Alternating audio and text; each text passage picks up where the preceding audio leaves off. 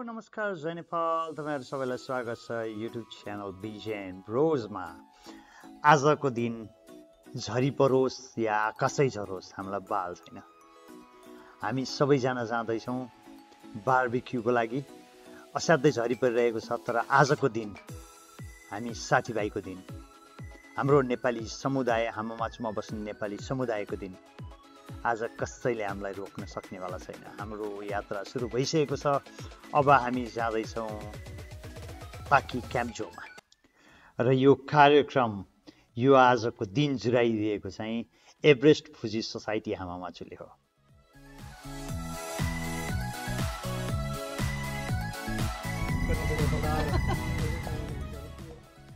आजको दिन अझ विशेष बनाउनको लागि भर्खरै मात्र निर्वाचित हुनुभएका एनआरएनका अध्यक्ष नवीन नेउरेज्यू र कोषाध्यक्ष दीपक सुनारज्यू आउँदै हुनुहुन्छ भने सिजोकाबाट हाम्रा अग्रजहरू र साथीभाइहरू पनि सामेल हुँदै हुनुहुन्छ यस कार्यक्रममा।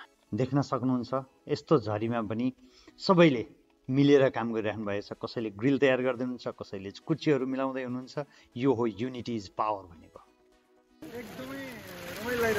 पानी झरी परिरहेछ हैन, धेरै भएको छ पानीमा रुच्नु नपरेको हैन, एकदम यो रमाइलो भइरहेछ। नारायण दाइ हजुर के भन्नु कि एकदम रमाइलो भइरहेछ।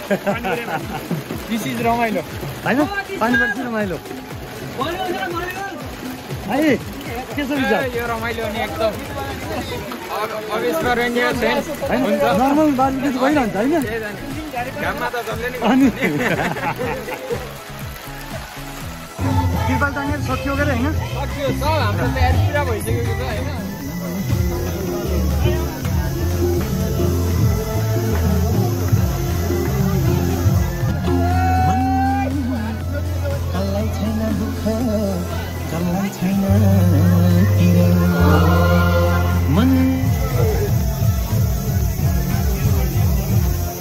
नमस्ते सबैजनामा।